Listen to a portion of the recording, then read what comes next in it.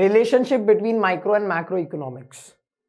अब आप बोलोगे सर अभी अभी हमने पढ़ा कि माइक्रो इकोनॉमिक्स ये अज्यूम करता है कि मैक्रो वेरिएबल्स कांस्टेंट है और मैक्रो इकोनॉमिक्स ये अज्यूम करता है कि माइक्रो वेरिएबल्स कांस्टेंट है, तो इनके बीच में कोई रिलेशनशिप हो सकती है? बिल्कुल हो सकती है। एक चीज याद रखना, अगर माइक्रो इकोनॉमिक्स नहीं होता तो मैक्रो एग्जिस्ट नहीं कर सकता और मैक्रो के बिना माइक्रो भी एग्जिस्ट नहीं कर सकता। Both micro economics and macro economics are interdependent. अब इंटरडिपेंडेंट का क्या मतलब होता है? That means they are not independent. वो इंडिपेंडेंट नेचर के नहीं है, दैट मीन्स वो इंडिविजुअली एग्जिस्ट नहीं कर सकते। See, micro economics depends on macro economics and macro economics depends on micro economics. ये चीज याद रखेंगे, ठीक है। सबसे पहले, why does micro economics depend on macro economics? अब हम माइक्रो इकोनॉमिक्स में बहुत अलग अलग चैप्टर्स में बहुत अलग अलग लॉज पढ़ने वाले हैं, जैसे कि law of demand, law of supply, law of marginal utility. तो आपको क्या लगता है ये जितने भी लॉज हैं ये एक इंडिविजुअल कंज्यूमर को देख के समझ में आ गए होंगे क्या?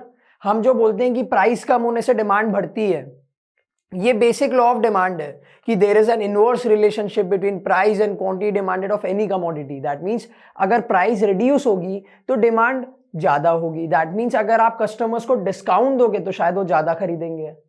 तो आपको क्या लगता है ये जो लॉ है ये एक पर्टिकुलर इंसान को देख के समझ में आ गया था हमें?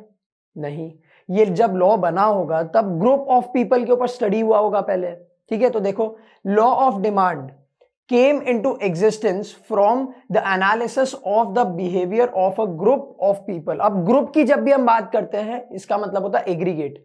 मैंने आपको बताया था लेवल ऑफ एग्रीगेशन कहां पे ज्यादा होता है? मैक्रो इकोनॉमिक्स में। तो हमने पहला पॉइंट प्रूव कर दिया कि how does micro economics depends on macro economics, क्योंकि माइक्रो इकोनॉमिक्स के जो बेसिक लॉज है वो हमें मैक्रो इकोनॉमिक्स के हेल्प के कारण मिले।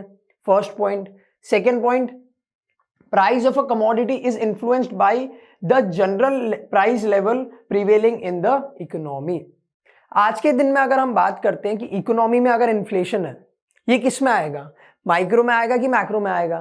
मैक्रो इकोनॉमिक्स में आएगा। ये तो हो गया मैक्रो इकोनॉमिक्स। अब आप मुझे एक बात बताओ, अगर पूरे कंट्री में इन्फ्लेशन चल रहा है तो जो गुड्स आपको खरीदना है, लेट्स से ये पेन है, तो इसका प्राइस भी बढ़ेगा, ठीक है। तो प्राइस ऑफ द कमोडिटी ये कहां पे आता है? याद करो, माइक्रो इकोनॉमिक्स में आता है। बेसिक एम क्या था माइक्रो इकोनॉमिक्स का?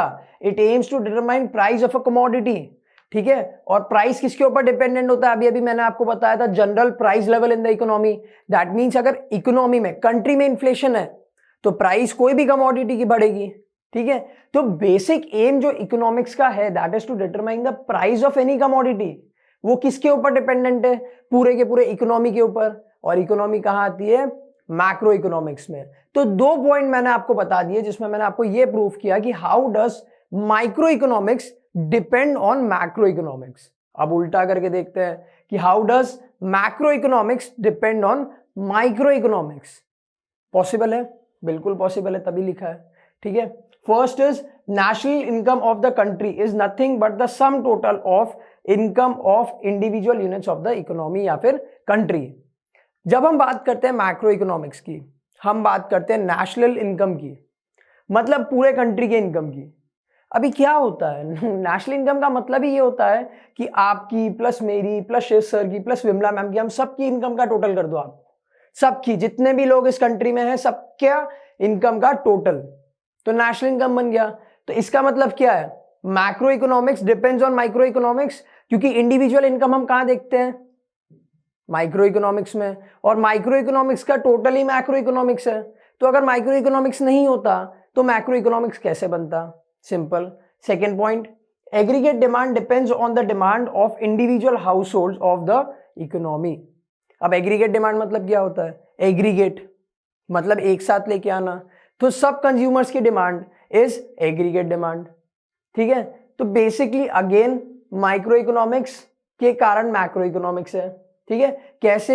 आपकी डिमांड, मेरी डिमांड, विमला मैम की डिमांड, शिव सर की डिमांड, प्रिया मैम की डिमांड, सब लोगों की डिमांड का जब आप टोटल कर दोगे तब आपको मिल जाएगा एग्रीगेट डिमांड। वैसे तो तब हमें मार्केट डिमांड मिलता है, बट हम ये भी देखेंगे कि मार्केट डिमांड और एग्रीगेट डिमांड में क्या फर्क होता है, वो हम बाद में कभी देखेंगे। बट अभी के लिए इतना समझ लो कि एग्रीगेट डिमांड हमें कब मिलता है, जब हम सारे के सारे इंडिविजुअल लोगों की डिमांड का टोटल करते हैं। ठीक है, तो अगेन मैंने प्रूव कर दिया कि macro economics depends on micro economics.